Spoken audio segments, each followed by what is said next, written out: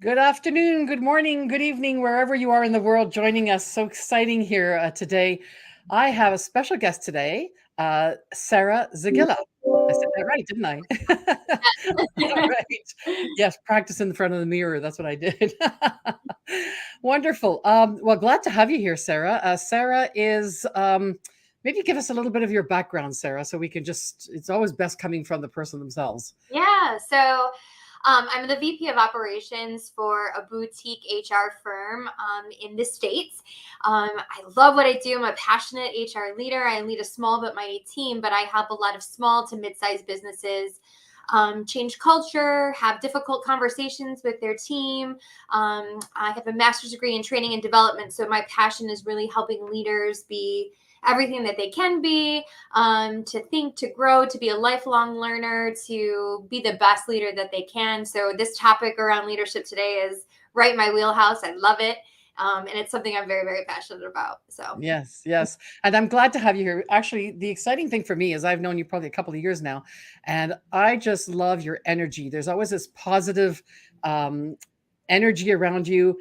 And also, even when there's, struggles, it's like, how do I make this better? And I love where you go about asking where it's about you first, and then checking in and seeing what is it that you can do, what's the impact you can have to create a better environment. So I think this topic is bang on for so many places. I mean, my specialty is in healthcare, but it doesn't matter where we are, where leaders are. We all need some guidelines to remind us. Sometimes we know, but we need the guidelines to remind us. yeah, absolutely. Yeah. One of my staples, what I live by, is a positive attitude may not solve all of your problems, but it's annoying to make it or annoying enough to make it worth the effort. That is one of my quotes that I tend to live by, and I I try to love it. be proud of that. So thank you for pointing that out. Yeah, yeah. Oh, that's great. I love that. I'll have to remember that. Actually, after this, well, actually, give me that quote again. I'm just going to throw it in here. A positive attitude may not solve all of your problems, but it will be annoying enough to be worth the effort. It's a Herm Albright quote. Okay. So a positive attitude may not solve all of your problems, but annoying enough, To make it worth the effort. worth the effort. Beautiful. I love it. I Yeah. love it. I'm just posting it now in our chat so people can see it. That's great. Wonderful. Thank you. Okay, so why do we start? I mean, there's 7 foundational principles. I love the word foundational because it's not that there's just 7 principles. They're foundational. Yeah. So why don't we start there? I'm just going to add in here um, maybe, well, we'll take a look at them after at the end. I'll put them all in. Let's just keep the suspense up. So Yeah. what's the first one, Sarah? Yeah. The first one is, I think, probably the number one pillar in any type of leadership role, and that's building a strong relationship with your team, with other leaders around you, being able to connect with other human beings. Mm, I see a lot of leaders who are in a leadership or a management role, and they just can't seem to get what they're doing wrong. Why aren't there people coming to them like they should? And it's about changing that perspective. It's about being intentional, of making time to build the relationship, understanding that it needs time, and that you have to have a certain amount of emotional intelligence to be able to connect with people. And that means really being empathetic and coming from a place of empathy and understanding where people are in their journey. um, hmm. so that's really important, to be able to connect and merge with people, because it's all built on trust, and if you don't have a relationship, you don't have anything. Yeah. And Yeah. defining what that really, well, some leaders I hear, well, I do have a relationship with my team. I've got responsibilities. I don't have the time. And so that's not, so defining what the relationship is or wants to be Yeah. is important, I think, because some people think it's just about leading. It's my role, it's my job. And others say it's beyond just the job responsibilities. People Mm, who typically think in that mindset are leading from a very command and control situation, where they're more of the boss, and I'm the leader, so you must do what I say type situation. Whereas mm, the perspective I'm coming from and the mindset I'm coming from is more of, I'm here, I'm leading by example, that you're my team and I'm leading the charge, and I'm swooping you in with me and you're coming with me because we're doing it together. So Yeah. that's typically, you have to shift your mindset. And if you don't believe that, it's more than just accountability, it's more than just delegating tasks, and it's not about relationship, someone might need to say, hey, it's time to reconsider your leadership approach, or why you're even in leadership in the first place. That's Mm-hmm. what I recommend anyways. Yeah, and looking at the root of that, I'm thinking to myself, why are some leaders, that's what they want, but they feel so overwhelmed and they feel like, how do I even manage what I need to do before I can even commit to any time with anyone else? I hear that often actually in coaching leaders. Yeah, So yeah, I think it's where you're heading to is almost like there's a daily intention of what's my intention today absolutely. of yeah Absolutely. how do I want to show up today, and how do I create those times? We create time for meetings that we don't want to be at. So Exactly. So let's be a little bit more intentional about getting to know our people from a human aspect. yes, How was their weekends? They do yes, anything fun and exciting? Just simple ways to connect with people can take you a long way. yeah, And it doesn't have to be so difficult. right, yeah. I Yeah. remember years ago when I wasn't in the coaching profession many years ago. I remember when the CEO would walk through our work area and acknowledge us, call us by name, put his hand on our shoulder, whatever it was, right? That acknowledged us, that it was important enough for that, for to be acknowledged, that Yeah, we weren't, it didn't have to be his direct reports, right? exactly. So, Yeah. yeah, Yeah. So yeah, how you treat people is really important to yeah. building relationships, most So the definitely. building the relationships. Yeah. Do you think that, um, yeah, I'm just a curiosity question. Do you think that now that there are more women leaders, that there is a growth in building community, and that men are um, either have had that before or are developing that because of our our mindset is different sometimes. Our nature is just a little bit different to be more a little bit nurturing. I see a shift overall. Men typically are more concerned about maybe metrics and accountability, and women tend to be a little bit more focused on relationship. But I do see a lot of men who are just as um, have as much buy-in to Yeah, relationship as well. I think it's really just a mindset of who you are as a leader. Do you want to just focus on telling people what to do, or do you want to help and encourage them to grow? yeah, Yeah. Yeah. yeah. And I think what you're pointing to is also the balance of learning from each other, whether man or woman, Yeah, wherever our strength is, that we learn from each other. How do we balance all of that? absolutely. Absolutely. Beautiful, Yeah. beautiful. So building relationships. Yeah. All right. That's number Yeah, one. yeah, yeah. That's number one, and there's a lot to talk about there. What about number two? Yeah. So, and a lot of this information comes from Gallup. So I just want to make sure that I'm giving props to the consulting agency who puts out a lot of really, really great content. But it's Mm, about developing your people. So not only building a strong relationship where you have good rapport, you have trust, you have a connection, but that you're also taking a genuine interest and concern in developing them as well. So, mm, it's asking them things like, what is your 5-year plan? Are there parts of the business that you want to become a little bit more familiar with? Is there something that I can help you on? Are there things that are getting in your way or frustrating you in your current role? It's kind of identifying what those obstacles might be for a person, mm. finding out ways to maybe make life a little bit easier. And so that just kind of doubles down on building a strong relationship and fostering that really great connection between leader and team member. Mhm, mhm. And sometimes they don't know what they don't know how they wanna develop, and Yeah, it's our responsibility as leaders to point out what they're good at. yeah, yeah. Yeah, Highlight yeah. their strengths, most definitely. Yeah. Do you see sometimes when people, that Peter principle, where people are so good in their job and then they get promoted to a management position, and then they're in a place of leadership and they're like, "I don't like being here. I wanna go back to what I was doing." Yeah, because not everybody should step into that awesome responsibility of being a leader. Mm, Most definitely. yeah, Yeah, yeah. Yeah. Yeah, I have a client right now where she has an employee like that who's moved up and is not happy, and every time something, somebody says something about her, one of her direct reports, she goes, "You see, that's why I don't want to be here." It's like this. Well, that's a separate issue, right? It's you still have to build your people skills no matter what. I say it doesn't matter whether you're in a formal leadership role or whether you're, at the bedside in nursing or whatever, or wherever you are, you're leading. You're always leading.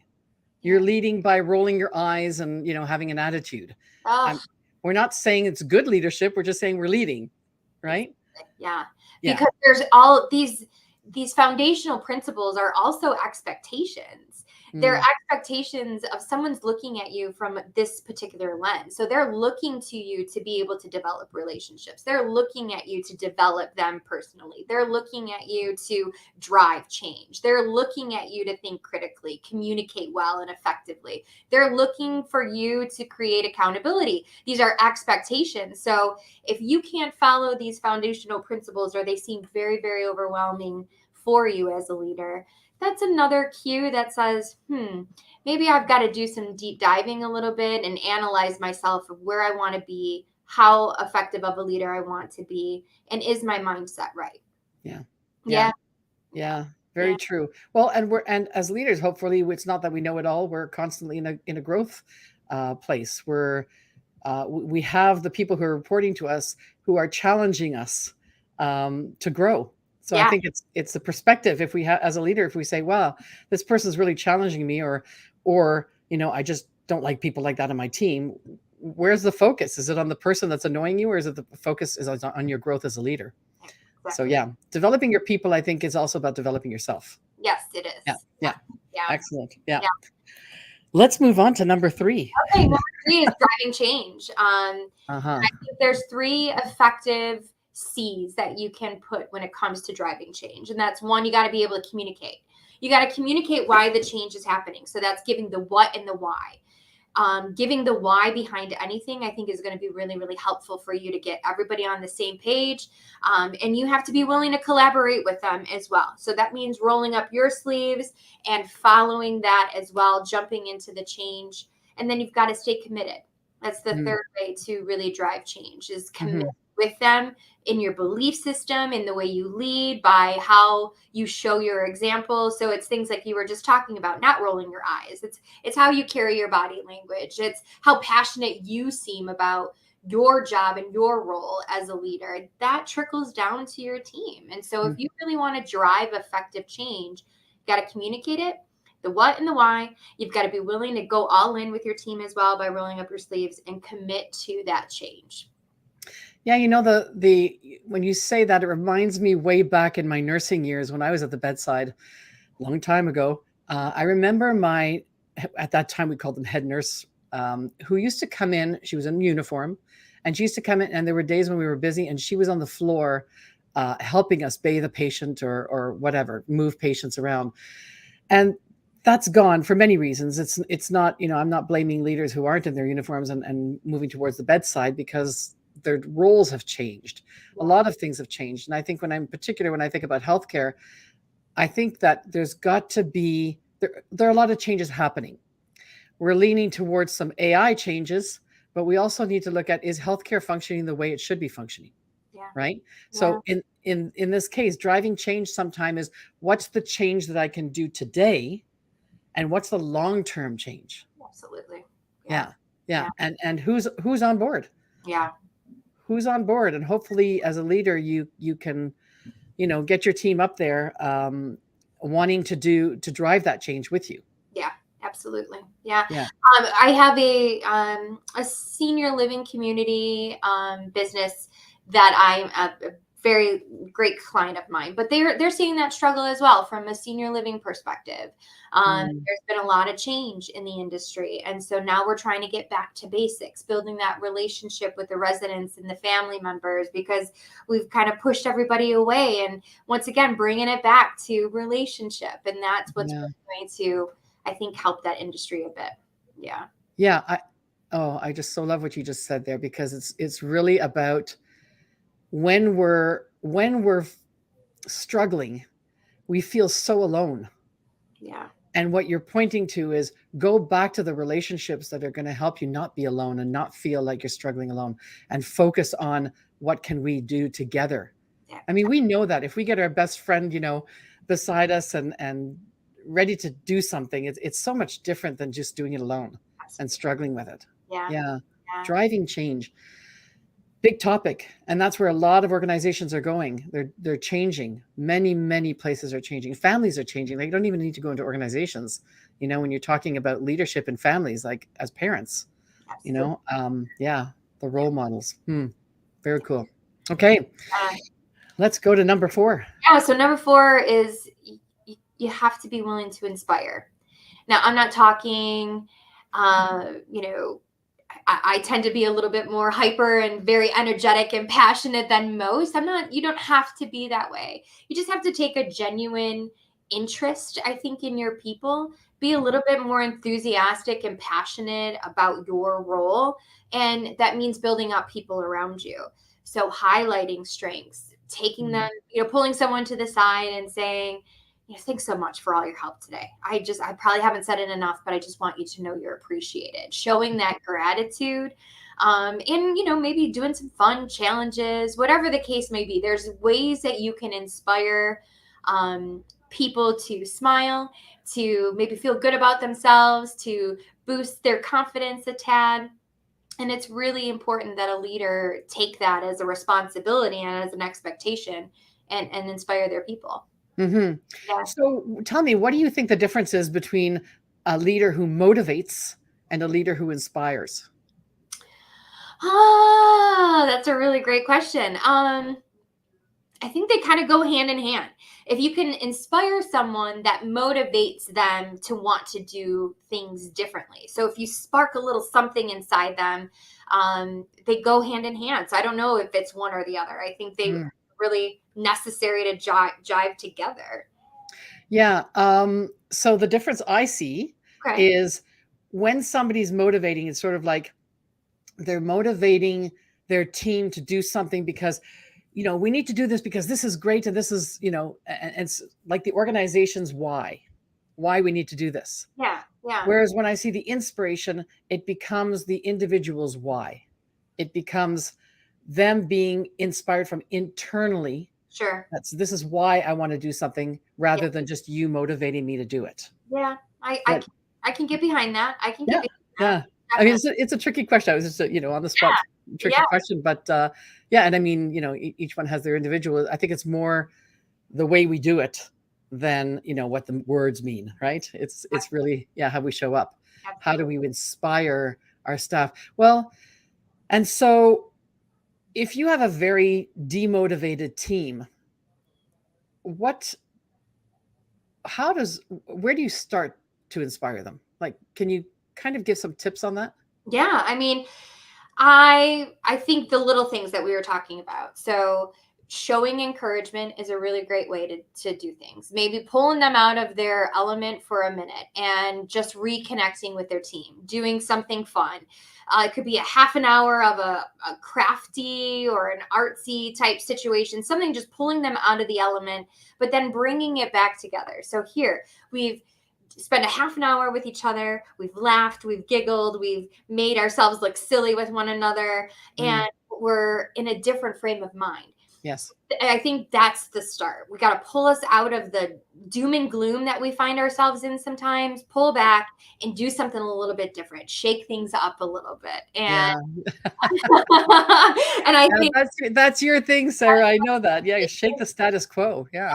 shake the status quo, to do things a little bit different, get a little bit creative, think outside the box, take your team outside. I don't know. And I'm in Michigan today, and so the weather's starting to get a little bit nicer. Go for a walk and talk about things and strategize instead of, sitting around a conference room and just, the technology and all the things. Just get back to basics, the relationship part of things. Mm. And I think that's a really easy thing that you can do to get everybody out of, demotivation and try Yeah. something different. Yeah. Well, out of their head into their heart.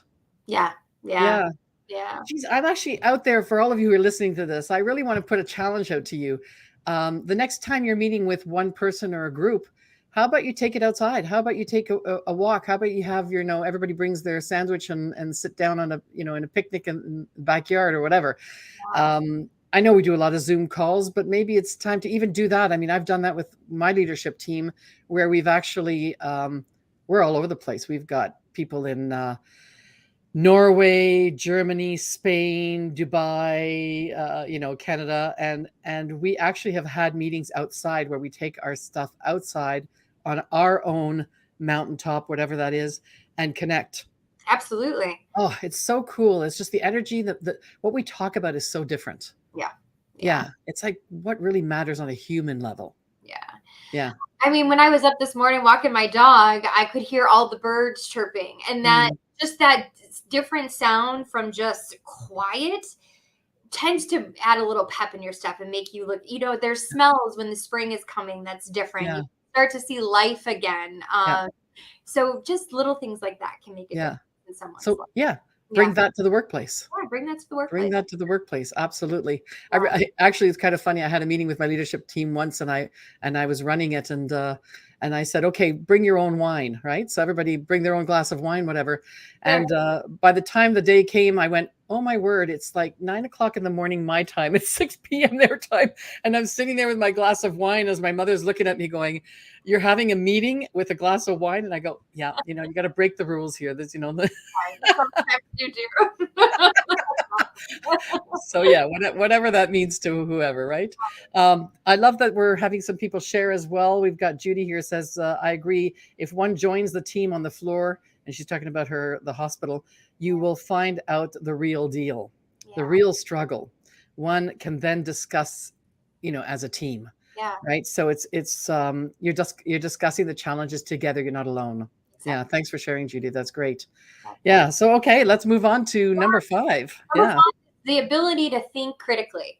Sometimes as leaders, we are really quick to fire off decisions and make decisions in the moment, which is a great quality to have. But sometimes that we need to maybe zoom out just a little bit and take in all of the sources of information. So if we're hearing a gripe or a complaint from a team member, we've got to look at the whole bigger picture. So that's just really taking a look at your sources, getting every single side of the story, taking some time to think it through, and making sound decisions based on gathering all of the facts. So a lot of team members are going to look to you to be able to think critically and be able to make good, solid decisions. And that just requires sometimes zooming out every once in a while and not just off the cuff making decisions sometimes. Yeah. I love the zooming out. I call it like having the helicopter view. Yeah. You're at the top and you're looking down. What's happening? And actually, even in teams, I look at what's trying to happen. Yeah. It's really interesting when people are arguing about things that everybody has the same goal, but we're all trying to make it happen differently. Yeah. So I love, what you're pointing to in a few of these statements is changing the way we've done things. Like, we don't repeat the same way. We play with the way we approach things, different perspectives, and different things come up. Yeah. I love that. Not hopping on the hamster wheel all the time. Yeah. It's I used my left foot to get on the hamster wheel yesterday. Let me try my right foot. Let's try a different approach and a different way of looking at things. Just like I said, to shake things up a little bit, to not always do things the same way. Because if we're getting the same results, that's the definition of insanity, right? Yes. So yes. as leaders, we want to definitely make sure that we're not doing that. And so, yeah, every different angle you can use to approach a situation and try something new and different, try it. See if it sticks, see if it works. And as long as you're working towards that goal in mind, I don't think you can go wrong. I don't think you can go wrong. But if you're doing the same thing over and over, expecting different results, then that's where the problem comes in. Yeah, absolutely. Yeah, on that note, I remember with some leaders, I challenged them to actually have a meeting with no agenda. Every now and then have a meeting with no agenda. Yeah. And it's unbelievable the amount of things that come up in those meetings that are, the important stuff. Yeah. Instead of just trying to get through the list. And, we always put on more on the list than we can cope with. Yeah. Or leaving at least some time within that agenda meeting for non-agenda stuff. Yeah. Yeah. Yeah, they're really important. Ability to think critically. What gives us the is that a skill that we develop I to think it think is. critically? I think it is. I really do. Yeah. I think it comes from experience. I think it comes from your ability to seek multiple sources of information. I think it's a developed skill set. It's not something that, happens 100% naturally, but it's about reviewing the sources, taking what you know already, taking in new information, drawing on your conclusions and experiences. It's an experience is what it is. It's not like a set in stone thing. It's Yeah. taking it all in from every different side and every different angle. Yeah. Yeah. And Yeah. in nursing, I know with critical thinking, it's like it's going beyond what one should do, a guideline. It's coming in and saying, well, have we looked at this angle? Have we done this? Um, really interesting when I went to a store once to talk about leadership, the girl at the cashier, there was no price tag on the item. And so she said she couldn't sell it to us. And it was like, well, can you get a manager? Like, put me a price, like, take the most, and we really wanted it. So I said, take the most expensive price on your rack there and give it to me at that price, like whatever. No, we can't do that. That's against the rules. And it's like, Uh, okay, well, and then I go, well, what are you going to do with it? Well, we're going to donate it. And I said, well, donate it here. Like, exactly. but that's where there's no critical thinking. It's like not thinking beyond what's possible, Right. Yeah. right? Yeah. Yeah, I love possibility. I Yeah. think that falls very big into the ability to think critically is what are the possibilities? Yeah. Most Mm, definitely. yeah. Yeah. Nice. Nice. Okay. Number 6. Number 6 is to be able to communicate clearly, to be able to speak clearly and get what you need from that conversation. So, if that means giving some materials to your team in advance to let them to mull it over a little bit and gather their thoughts so Mm, that you can have an engaged conversation about something, that's always very helpful. yeah. I like to use this flagging statement when I talk to some of my team members. If there's one thing I want you to take from this conversation, it's this. So it tends to be very hyper focused so that they're like, oh, I definitely have to take this information. I got to take this one piece of info and remember it. So just being able to be clear and concise and give them time ahead to look at things and just speak clearly and directly. Try to avoid the fluff if you're giving a hard conversation, but Mm, hmm. give them what they need. Yeah. And as leaders, one of the things just recently in a team that I was coaching, it was about that we're not listening enough. So when we have a conversation, whether it be in a meeting or individually, whatever, it's so important at the end in communication to say, what did you understand from what we spoke about? Or what did you understand from what I just said? Yeah, Because that's where you're going to learn about clarity. And you might even get some information that you missed yeah, as a leader. I agree. So yeah, the listening is really, we don't listen enough. We do not. We don't listen enough. Yeah. And I can tell you early in my career, even in my marriage, sometimes I always want to jump to a solution, Mm-hmm. but it is just kind of zipping the lip for a second and taking it all in, right? That critical thinking piece and listening so that you can communicate effectively. So that when you're thinking about building relationships, you're coming from a place of empathy because now you're fully understanding all that you need to be able to continue that conversation. Absolutely. Mm-hmm. Mm-hmm. And part of the listening is also asking for, I know for me, if if something has upset me and I go, well, let me understand what you're asking.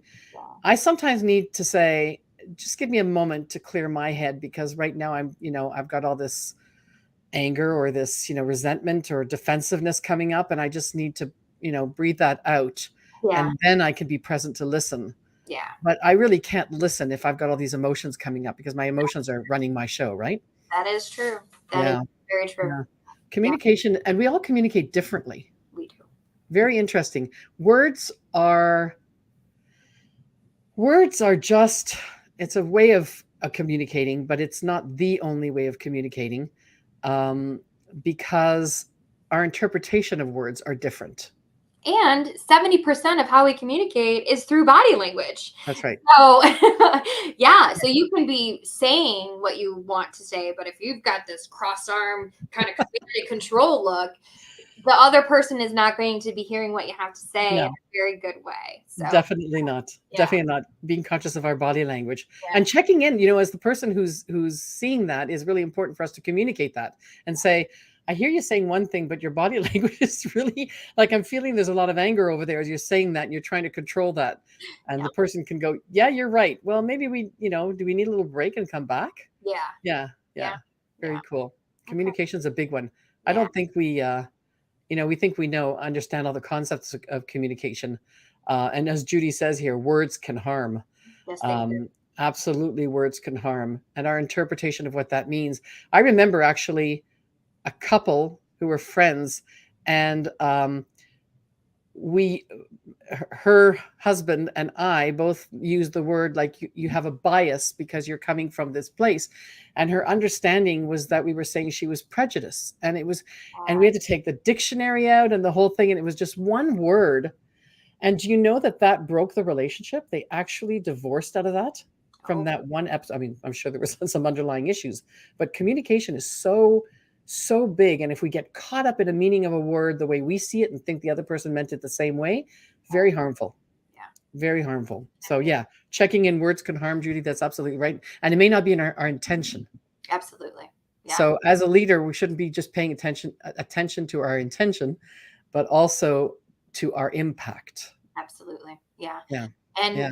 there comes that emotional intelligence piece again in the building relationships. You should be able to pick up on your team members' facial expressions, or if their face drops or if their shoulders drop and they feel defeated. You should be able to pick up on that and say, "Oh, you know what? I think I hit a nerve with you. So I just want to make sure we're on the same page, and are you really understanding what I'm saying, because I didn't mean that." Or, you've got to Yeah. address the elephant in the room if that's the Yeah. case. Yeah. Yeah. Absolutely. Yeah. I love that. We don't address the elephant in the room. Yeah.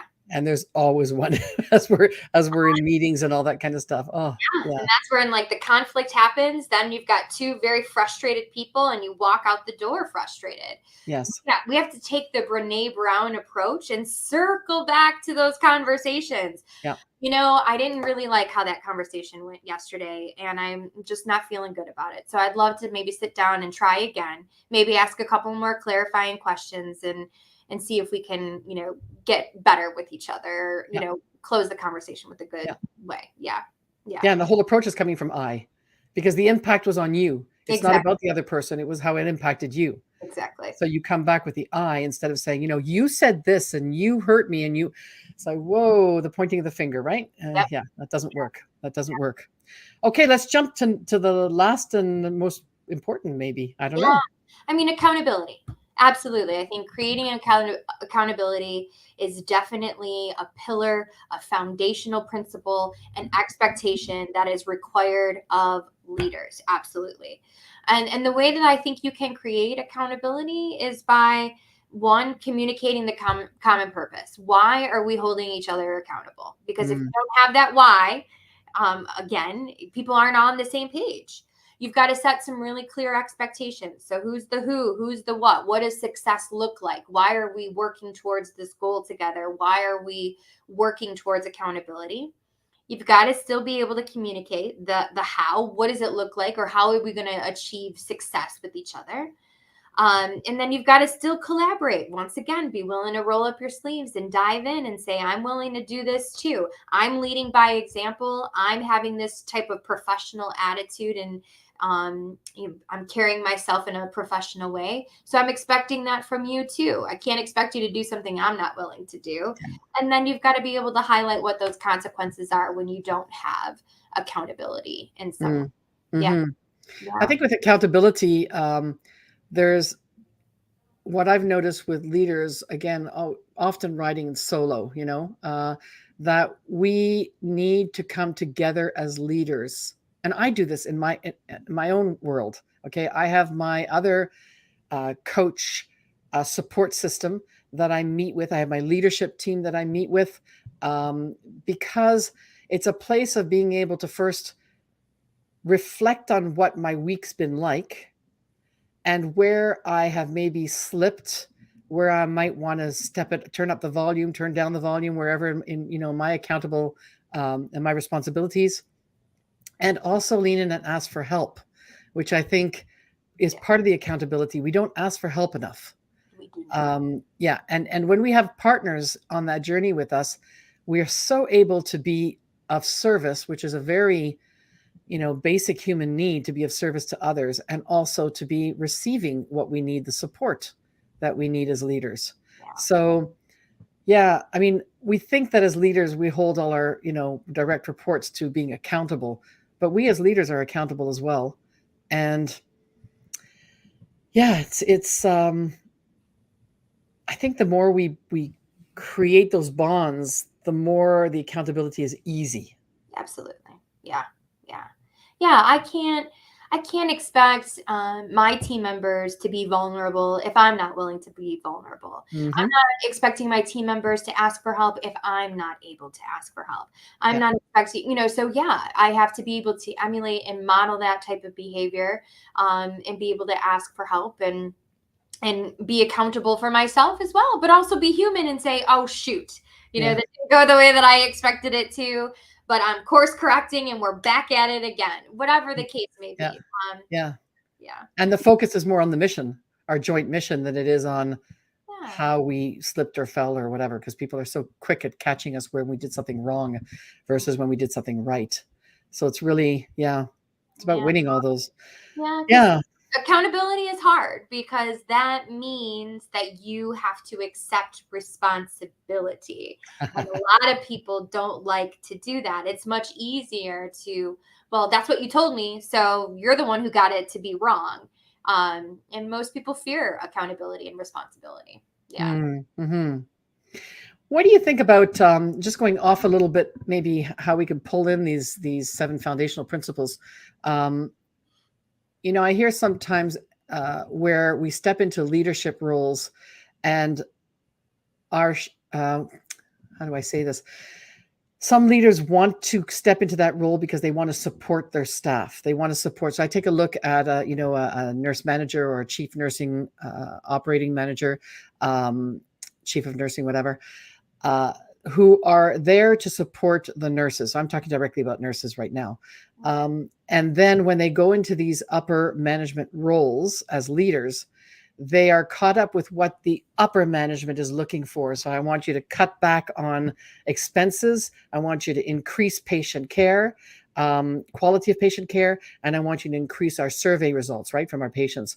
So when you listen to that and then you go, well, how do I do that and support my nurses? And I've actually had somebody who turned around who was told, just buy them some pizza and they'll be quiet and they'll be happy.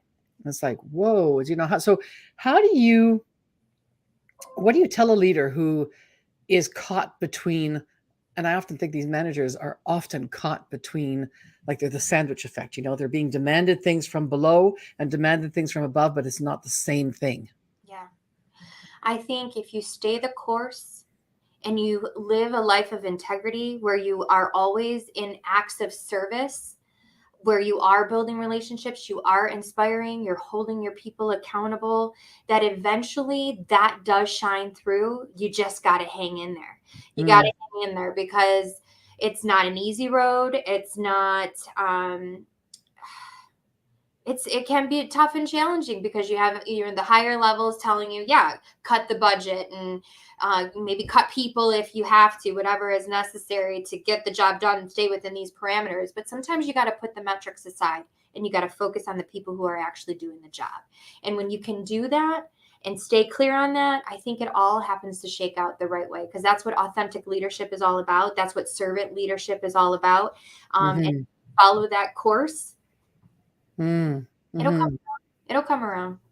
Yeah, because what's really happening in that situation is that there's moral injury, right? It's like your moral beliefs, your core values, the things that you come as a human being to treat other human beings fairly gets jeopardized. Yeah. And so how do you play that role while still playing the role of humanity? It's a challenging place. It But is. if we go back, I'm just going to share this slide here of what we talked about, the building strong relationships, developing people, Driving change, I think, speaks to what we just were talking about. Driving change means that you're not only driving change from the people who report to you, but you're also driving change in the system. Yeah, I think that's a big, big, big one. And inspiring, again, it's not just about inspiring your people, it's inspiring your upper management yeah, go ahead. Because small changes is what really ripples a revolution. I think it's one of my favorite sayings. Small change ripples a revolution. And so maybe it doesn't seem like it's happening right in the moment, but if you keep making those small little commitments of these foundational principles on a day-to-day basis, and you're intentional and you believe in them wholeheartedly, that's when the magic happens. Yeah. Yeah. So your belief has to be so strong that you say, no matter what, Yeah. I can do this. And I'm actually been given the gift of being put in this leadership role to make those small changes. Mm-hmm. Yeah, I think that's juicy. Yeah, that's juicy. And it is and that's where we are. I think where we are in many relationships, if we take a look at it. Yeah, I think the biggest piece for me out of these 7, and I'd love to hear from people who are watching this, put in your comments, which one do you think is the most challenging for you, and which one excites you the most? At your level, Sarah, I kind of, I've known you, so I kind of know where you click. Yeah. Yeah. So tell me, see if I'm right. 1 and 4. 1 and 4 are probably my 2 foundational principles: building relationship with people, and inspiring others to want more for themselves, to think from a different place, to pull in that passion and use it to highlight their strengths. Those are my 2 pillars, I think, that I believe in. Yeah. Yeah. I can see that, but and I see it as because you shake the status quo. You drive change, but your focus is really, if I could drive change in the people, then they will drive the change in the world. Yeah. Oh, hey, that's what, hey, if we had to put a life purpose statement here. Drive change in your people and you will drive change in the world. Oh, I kind of like that. I think I might put that on a t-shirt one day. But that's you. That's really you. And that's why I was so excited to bring you here today, because, you don't just do this. You don't just step in and say, okay, these are the guidelines of leadership and this is what I do, but you really live them. I really see you take on ownership of all those areas. And that's why I wanted you here today to share this, because drive change in the people and you will drive change in the world.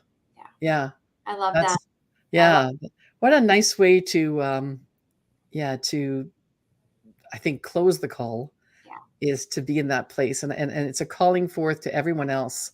And I might just do a little live stream on that one, people. So just stand by, because I think, Sarah, you inspired me. How's that? You inspired me. And that's exactly what you do.